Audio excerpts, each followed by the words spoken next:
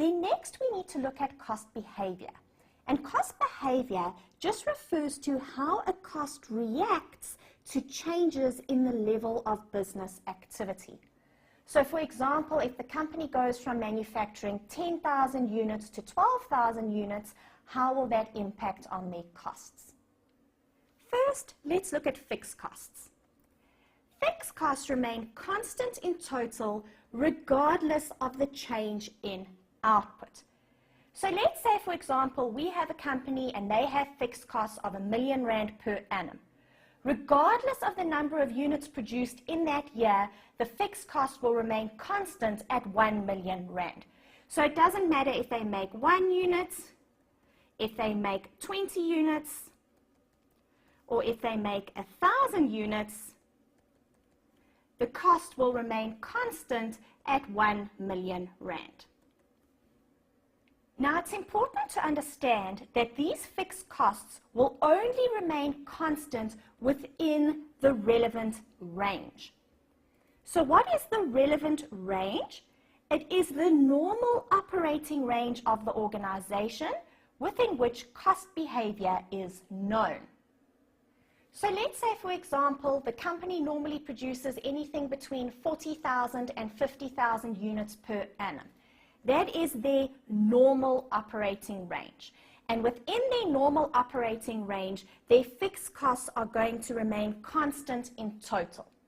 However, if they move outside of their normal operating range, we can't assume that the fixed costs are going to remain constant. So let's say, for example, this year the company estimates that they are now going to produce 70,000 units. Remember, we said that their normal operating range or their relevant range is anything between 40,000 and 50,000 units. So if they now expect to produce 70,000 units, we can't say that the fixed costs will remain constant in total, because outside of the relevant range, our cost behavior is not known and our costs can change. For example, what might happen is in order to produce 70,000 units, they might have to buy more machines, they might have to rent additional factory space, etc. So outside of the relevant range, the fixed costs will not remain constant because they may have to incur additional fixed costs in order to produce those additional units. Or let's say, for example, they think they are only going to make 10,000 units. That's also outside of their normal operating range or outside of their relevant range. And if production is going to be so low, they might have to rent out some of their factory space because they won't need to use the whole factory. They might need to sell some of their machines. So if you produce lower than the relevant range, your fixed costs might actually be less. So it's very important to understand when we are performing these calculations that your fixed costs will only remain constant in total within the relevant range or within the normal operating range of the organization. If the company produces outside of their relevant range, then their fixed costs will not necessarily remain constant in total.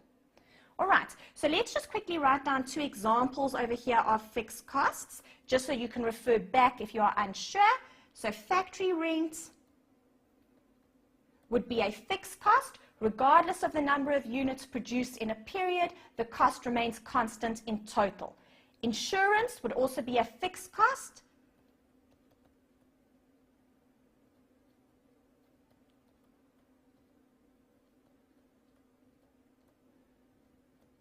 Again, regardless of the number of units produced, the cost remains constant in total.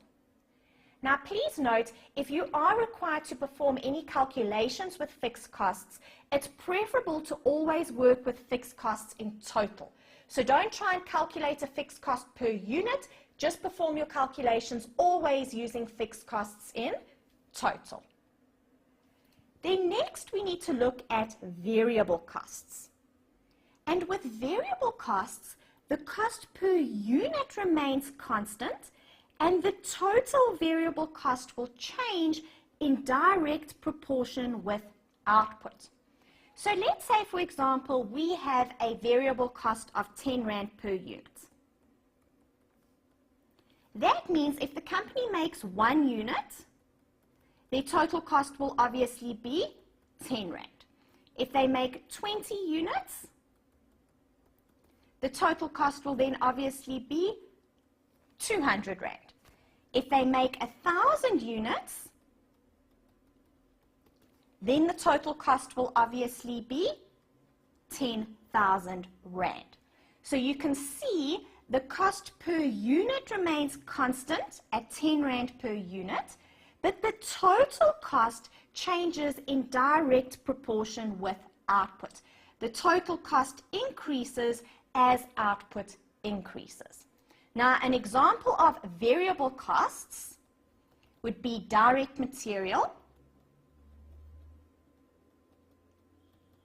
So, for example, the denim that's used when we manufacture the denim jeans, that is a variable cost. It will vary in line with production, and the cost per unit will remain constant. And another example is sales commission.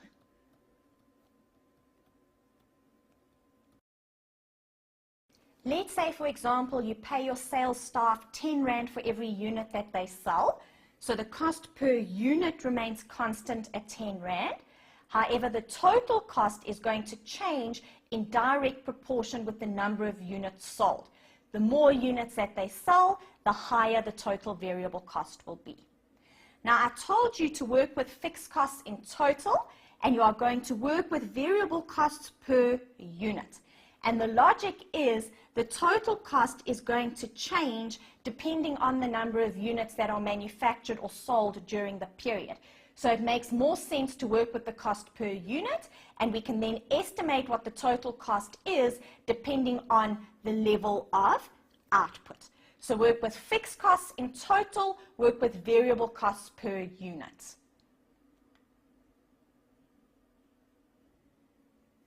We then need to discuss whether labor is a fixed or a variable cost. Now, in previous studies, you may have seen labor being treated as a variable cost. And the logic behind that is if demand for the company's product increases, they can hire more workers in order to meet that demand. And if demand decreases or deteriorates, they can then retrench the workers. However, you should know in practice, retrenchments are not a unilateral decision. A company can't just decide to employ more workers when they need them and then later retrench them if they don't need them anymore. So it's actually inappropriate to assume that labor is a variable cost. More often than not, it's actually a fixed cost, and it should be treated in exactly the same way as fixed overheads. So how are you going to deal with this in questions? Please note, if you are given direct labor, and if it specifically says direct labor, remember, if it is a direct cost, that means it can be traced to a particular product. So that means you can assume the cost is variable in nature.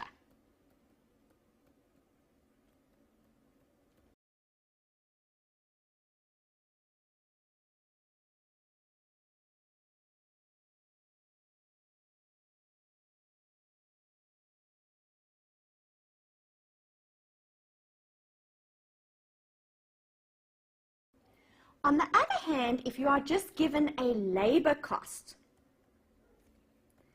then you need to please read the information provided in the question to determine if labor is a fixed or a variable cost.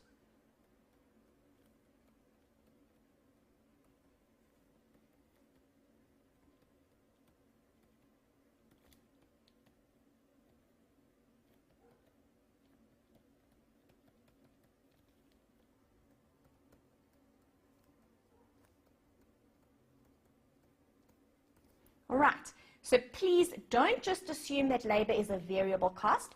If you are given direct labor, you can assume that that is variable because we know it's a direct cost which can be traced to a particular product. So we will have a cost per unit, and the cost per unit will remain constant, and the total will vary in line with your output. On the other hand, if they just give you labor, make sure that you read the information provided carefully in order to determine whether the cost varies with production or not. If it varies with production, it's a variable cost. If it does not vary with production, it should be classified as a fixed cost. Then next we have step fixed costs, and step fixed costs remain fixed within a specified activity level, but they increase or decrease by a constant amount when output levels shift substantially.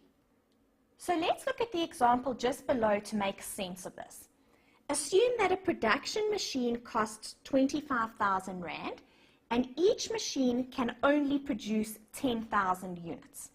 The cost behavior will then be as follows. If the company makes anything between 0 and 10,000 units, we will have a cost of 25,000 Rand. If they then increase production above 10,000 units and they make anything between 10,000 and 20,000 units, the cost will increase to 50,000 because obviously we know each machine costs 25,000 and each machine can only produce 10,000 units. So if they produce more than 10,000 units, they're going to have to buy another machine at a cost of 25,000 Rand. Then, if they produce more than 20,000 units, so anything between 20 and 30,000 units, the cost is going to increase to 75,000, and that's because, once again, they're going to have to buy another machine at a cost of 25,000 Rand. So you can see the cost is fixed within specified activity levels. So the cost is fixed at 25,000 Rand for 10,000 units. And the cost will increase or decrease by a constant amount, the constant amount being 25,000 Rand, when our output levels shift substantially. So when output levels increase above 10,000 units, then the cost increases to 50,000 Rand. And when output increases above 20,000 units, then the cost increases to 75,000. It increases by a constant amount each time. It increases by 25,000 Rand. Now please note I've included this for completeness sake, but step fixed costs are not very common in questions, so it's unlikely you will come across something like this in a question. What is important is fixed costs, variable costs, and also lastly, semi-variable costs. And semi-variable costs are often referred to as mixed costs because they include both a fixed and a variable portion. So for calculation purposes, please note, whenever you have a semi-variable cost, you will always have to split the cost into its fixed and variable components. We can't work with semi-variable costs. So if you have a semi-variable cost, you're going to have to split it into its fixed portion and its variable portion. So what are examples of semi-variable costs? The first example is your telephone account. If you have a cell phone contract, that cost is made up of two components. Regardless of whether you use the phone or not, every month you have a fixed portion that you need to pay. So let's say, for example, every month for your contract, you're paying 200 Rand a month. That's a fixed cost because even if you don't use the phone, you still incur that cost. However, there's also a variable portion because the more you use your phone, the higher your phone account is going to be. So the more phone calls you make, the more data you use, etc., the higher your phone account will be. So you can see there's a fixed portion and a variable portion. Then another example is maintenance on factory machines, for example. Now this works in the same way as vehicle maintenance. Cars have to be serviced at regular intervals even if you don't drive them. However, the more you drive them, the more regularly you need to service them. The same applies with the machine in your factory. At regular intervals, the machine needs to be maintained, regardless of whether you use the machine or not. So that will be the fixed portion. Then in addition to that, the more often you use the machine, the more regularly it's going to need to be maintained. And that is then the variable portion. So that's two examples of costs that include both a fixed and a variable portion. And please note, as soon as you identify a semi-variable cost in a question, you're going to have to split the cost into its fixed and its variable components before you can perform any further calculations. So that is what we are looking at next under cost estimation. We are looking at how we can split semi-variable costs into their fixed and variable components. So as you can see, there are 5 different methods that can be used. However, the most important method is the high-low method, as this is a level 3 for SAICA purposes. So we will be looking at the high-low method in a lot of detail. The scatter diagram method and the least squares method are both level 1 for SAICA purposes. So please remember, if it's a level 1 for SAICA purposes, that means you just need to have an awareness. You don't need to be able to perform calculations. So you need to know that we can use the scatter diagram method and the least squares method in order to split semi-variable costs into their fixed and variable components. But you don't need to perform the calculation. The last 2 methods are also valid methods. However, you are not required to know these methods for SAICA. So we are going to pay the most attention to the high-low method, as this is a level 3 for SAICA purposes.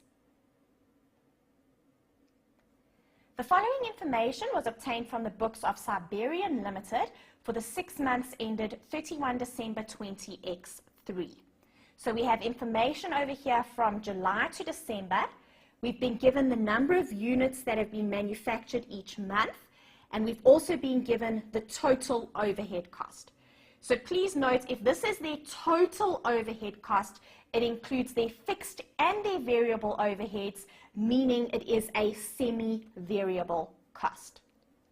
Then just below you can see, using the high-low method, calculate the variable cost per unit and the fixed cost in total.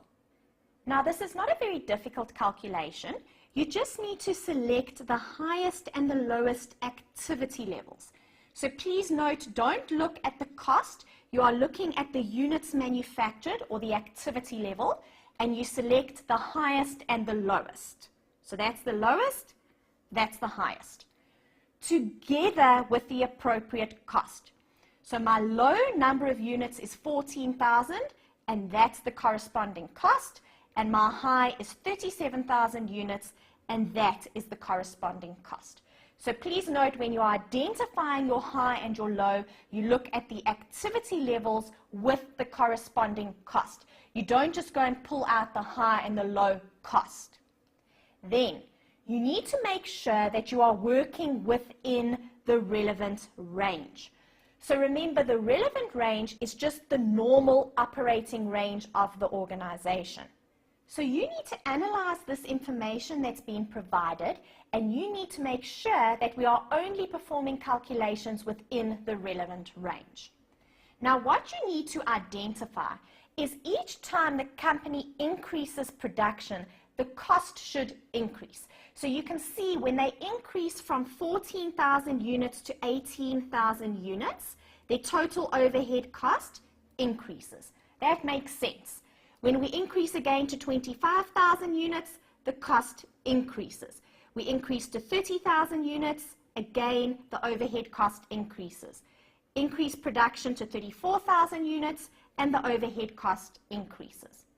However, when we increase production to 37,000 units, my total overhead cost decreases from 423,000 Rand to 383,000 Rand. So that means this is not within the relevant range, or the normal operating range of the company, because our costs are starting to change. You can see there's an inconsistent decrease in our total costs. So we need to ignore this level of activity in our calculation.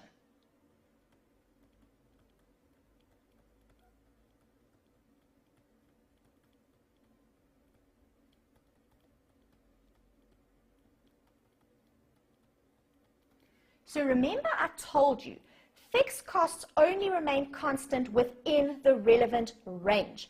So if we move outside of the relevant range, things start to change. So what might happen now, because production is increasing, perhaps the company is benefiting from economies of scale, or they're getting bulk discounts from their suppliers or something like that, and that is causing their overhead cost over here to decrease.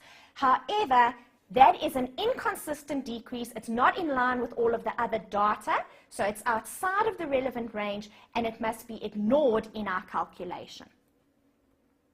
So all we do, before we actually use the high-low method to split the semi-variable cost into its fixed and variable portions, you first need to analyze the data that you've been provided with and make sure that you only perform calculations within the relevant range. So we are going to ignore all of the information over here for December. So what is the relevant range for this company? It's between 14,000 and 34,000 units. So please just make a note, if there is an inconsistent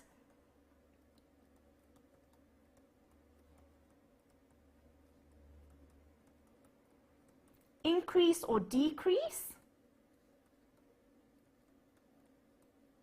in the costs relative to output,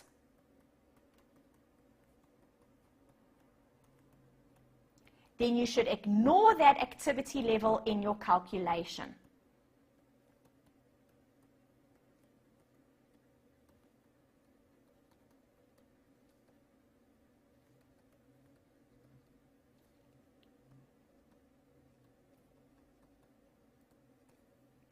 So we are going to have a low of 14,000 units with a cost of 183,000 Rand, and we have a high of 34,000 units with a cost of 423,000 Rand.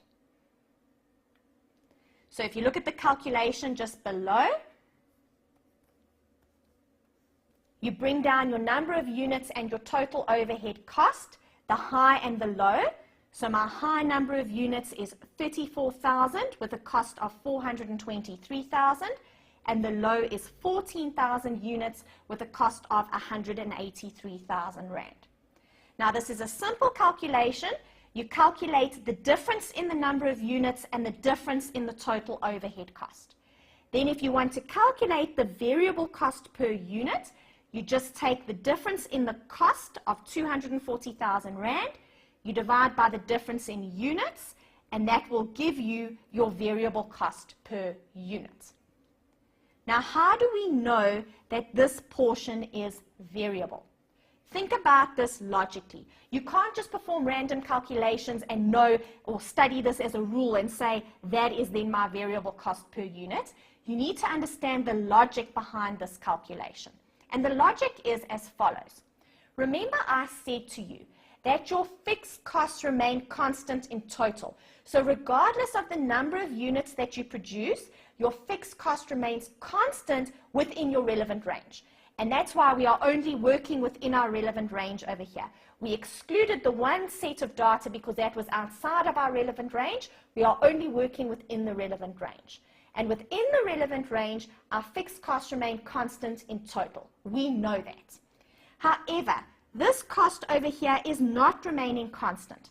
When I go from making 14,000 units to 34,000 units, so when I increase my production by 20,000 units, my cost increases from 183,000 to 423,000. So it increases by 240,000 Rand.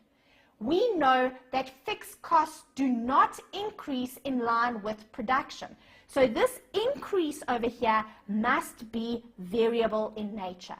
Your fixed costs will not change. Regardless of whether you make 14,000 units or 34,000 units, the fixed cost will remain constant. So if this cost over here is changing, and we know it is, it's increasing by 240,000 Rand, that must be variable.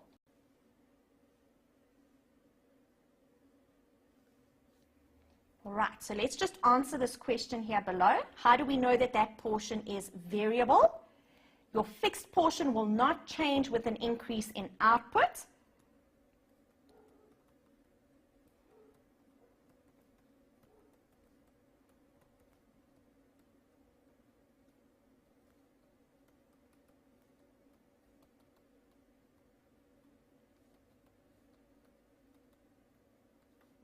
Therefore, if the total cost is increasing,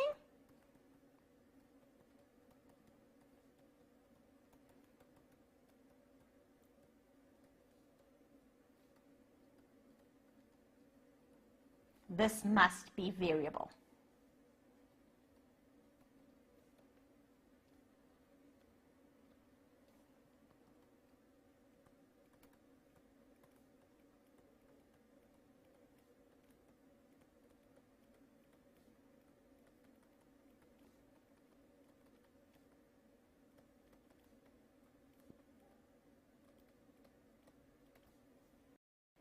Now that I know the variable cost per unit is 12 Rand, I can work backwards to get the fixed cost. Remember, we said this total overhead cost is a semi-variable cost. It includes a fixed portion and a variable portion. We calculated that the variable cost is 12 Rand per unit. The balancing figure is then going to be my fixed cost. And you can perform this calculation in one of two ways. Either we can use the total cost over here for 34,000 units, or we can use the total cost for 14,000 units. You just need to make sure that you are consistent and you use the correct number of units in your calculation. So you can see just below, I've performed both calculations. You don't need to perform both. You pick one or the other. Both of them will give you exactly the same answer. You take your total overhead cost, which will include a fixed and a variable portion. This is a semi-variable cost. So if you work with the high, we have a total cost of 423,000 Rand, and if you work with the low, we have a total cost of 183,000 Rand.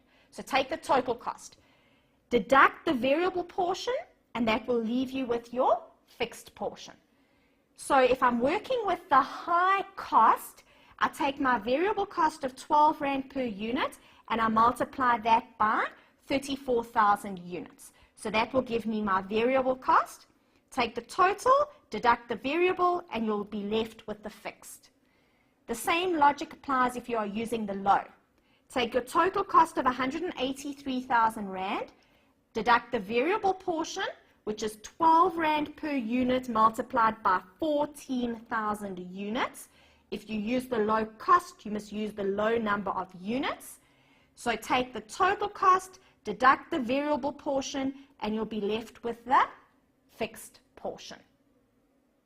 All right, so please remember, we can't work with semi-variable costs. If you have a semi-variable cost in the question, you need to split it into its fixed and its variable components. Sometimes you'll see it's as easy as they'll tell you 60% of the cost is fixed. So if 60% is fixed, the other 40% must then be variable. Other times you can use the high-low method. Read the information that's been provided in the question. Based on the information provided in the question, there must be some way that you can split the semi-variable cost into its fixed and its variable components, because we cannot work with semi-variable costs.